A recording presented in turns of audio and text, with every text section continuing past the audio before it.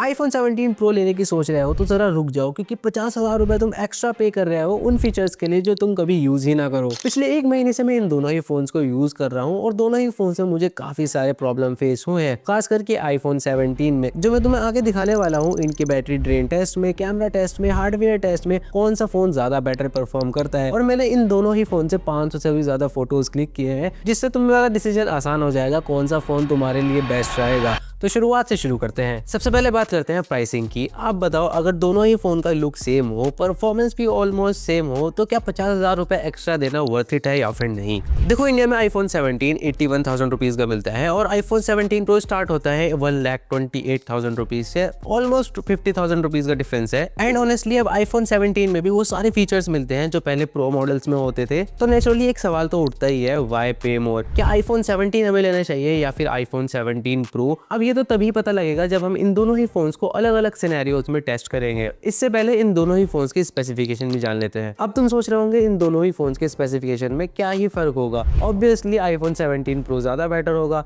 Right. लेकिन ऐसा बिल्कुल भी नहीं है। पर कुछ चीजें ऐसी हैं जो बिल्कुल सेम देखने को मिलती है, जैसे कि डिस्प्ले सेम है, ब्राइटनेस सेम है, प्रोसेसर सेम है, सेल्फी कैमरा बिल्कुल सेम है और चार्जिंग स्पीड भी बिल्कुल सेम है। अंतर है सिर्फ रैम में, कूलिंग मैकेनिज्म में, बैटरी में, और कैमरा यहाँ पर प्रो का ज्यादा बेटर है। और मेन कैमरा दोनों ही फोन्स का 48 मेगापिक्सल का है। अब सवाल ये है, जब दोनों का कैमरा ही 48 मेगापिक्सल का है तो सेम ही फोटोज आने चाहिए ना, बट ऐसा बिल्कुल भी नहीं है। दोनों ही फोन्स का कैमरा कहने को इक्वल है बट रियल में नहीं, क्योंकि दोनों में जो सेंसर यूज किया गया है, which is the most important part of the camera, उसमें बहुत ज्यादा अंतर है। iPhone 17 Pro का सेंसर 49% लार्जर है। इट मीन्स ये ज्यादा लाइट कैप्चर करेगा, ज्यादा डिटेल इंफॉर्मेशन कैप्चर करेगा, जिससे लो लाइट फोटोज काफी ज्यादा कमाल के आते हैं। ये रहे कुछ एग्जांपल जो साइड बाय साइड तुम देख सकते हो। लो लाइट में दोनों ही फोन्स काफी अच्छे काम करते हैं, बट थोड़ा बहुत तुम्हें यहाँ पर नोटिस दिखेगा। iPhone 17 में थोड़े बहुत ग्रेन्स हमें देखने को मिलते हैं, बट iPhone 17 Pro ने काफी अच्छा यहाँ पर चीजों को मैनेज किया है। एंड ये रहे कुछ डे लाइट के सैंपल। यहाँ पर तुम नोटिस ही नहीं कर पाओगे कि iPhone 17 Pro का कौन सा फोटो है और iPhone 17 का कौन सा। दोनों ही फोन्स एग्जैक्टली बिल्कुल सेम फोटोज खींचते हैं एंड ज्यादा पता नहीं लगता है। एंड फोटोज ही दोनों ही फोन से काफी ज्यादा कमाल के आते हैं। iPhone 17 Pro में एक तीसरी आंख भी दी गई है जो अपने मन मुताबिक काम करती है। मतलब अगर आप 1x से 2x में जाओगे या 3x में जाओगे तो जरूरी नहीं है कि वो टेलीफोटो लेंस पे स्विच करेगा।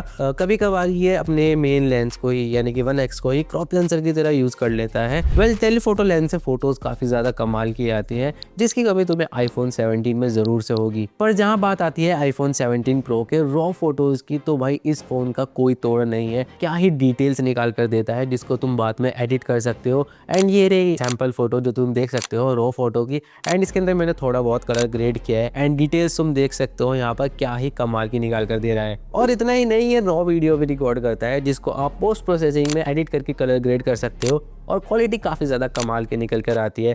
और ये वाला फीचर तुम्हें लाखों रुपए के कैमरा में देखने को मिलता है, बट ये भी लाख से बिल्कुल कम नहीं है। और रॉ वीडियोस एंड फोटोज़ की फाइल काफ़ी ज़्यादा हैवी होती है रेगुलर फोटोज़ और वीडियोस से। एंड थैंक्स टू USB 3.0 जिससे आप 20x फास्टर डेटा ट्रांसफर कर सकते हो रेगुलर iPhone 17 से। तो कैमरा से रिलेटेड मैं एक डेडिकेटेड वीडियो बना ही रहा हूँ, तो सब्सक्राइब जरूर से कर लेना। तो फोटोज़ की क्वालिटी में तुम्हें ज़्यादा डिफरेंस देखने को नहीं मिला होगा। इसकी एक वजह है, वो है इसका IPU इमेज प्रोसेसिंग यूनिट। ये पूरा डिपेंड करता है प्रोसेसर पर। जिस फोन का प्रोसेसर ज्यादा अच्छा होगा उसकी फोटोज क्वालिटी और भी ज्यादा अच्छी होगी। तो अब बात करते हैं परफॉर्मेंस की। दोनों ही phones day to day life में कैसा परफॉर्म करते हैं। देखो, दोनों ही फोन्स की परफॉर्मेंस टॉप नॉच है, लेकिन दोनों ही फोन्स में डिफरेंस हमें तब पता चलता है जब हम लॉन्ग गेमिंग सेशन कर रहे हो या फिर फूड की एडिटिंग कर रहे हो इन फोन्स में। iPhone 17 Pro में कूलिंग मैकेनिज्म और 12GB रैम होने की वजह से ये बिना जिटर और लैग के बहुत अच्छे से काम कर लेता है और फोन कूल भी रहता है। बल्कि iPhone 17 30 से 40 मिनट बाद थोड़ा वार्म फील होता है। इसका रीजन सिर्फ रैम और कूलिंग मैकेनिज्म ही नहीं,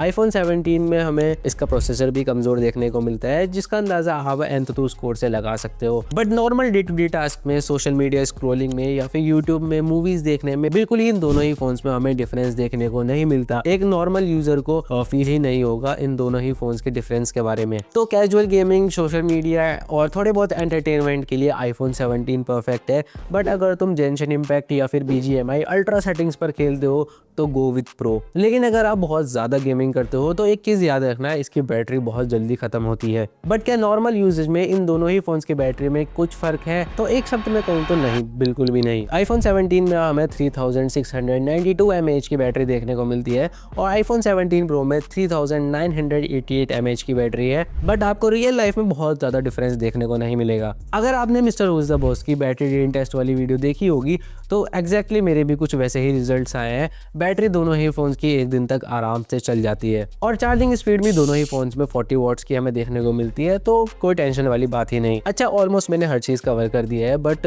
बिल्ड क्वालिटी के बारे में बात नहीं करी। अगर कुछ चीज़ मेरे से रह गई होगी तो कमेंट सेक्शन में ज़रूर से बता देना। तो दोनों ही फ़ोन की बिल्ड क्वालिटी बहुत ही ज़्यादा तगड़ी है, दोनों ही फ़ोन प्रीमियम फील होते हैं। बट iPhone 17 Pro ज़्यादा हैवी है बिकॉज यूनिबॉडी डिज़ाइन के साथ उसमें मेटल ज़्यादा यूज़ किया गया है। इससे iPhone 17 Pro iPhone 17 के मुकाबले ज़्यादा हैवी फील होता है। iPhone 17 लाइट वेट है और कंफर्टेबल फील होता है हाथ में। तो अब बात करते हैं कंक्लूजन की, क्या आपको 81,000 रुपीज़ देकर iPhone 17 लेना चाहिए या फिर 1,28,000 रुपीज़ देकर iPhone 17 Pro? देखो, अगर तुम एक कैजुअल यूज़र हो, तुम्हें नॉर्मल गेमिंग करनी है या फिर videos, entertainment, social media scrolling करनी है तो iPhone 17 में तुम्हें exactly same processor, exactly same display और चार्जिंग स्पीड देखने को मिलती है। तो तुम्हारे लिए एक परफेक्ट ऑप्शन है iPhone 17। तुम अपने 50,000 रुपीज़ बचा सकते हो प्रो सीरीज ना लेकर। बट अगर तुम एक फिल्म मेकर हो या फिर फोटोग्राफर हो तो डेफिनेटली iPhone Pro ज़्यादा बेटर है, क्योंकि इसके अंदर तुम्हें टेलीफोटो लेंस देखने को मिलता है जिससे फोटोज़ की डिटेल्स और फोटो की क्वालिटी काफ़ी ज़्यादा अच्छी आती है। तो यहाँ पर तुम्हें प्रो रेज का सपोर्ट देखने को मिलता है और प्रो वीडियोज़ भी दे सकते हो। तो डेफिनेटली फोटोग्राफर्स के लिए एक बेस्ट ऑप्शन है। और अगर तुम एक गेमर हो तो डेफिनेटली प्रो ही लेना, क्योंकि प्रो में तुम ज़्यादा लंबी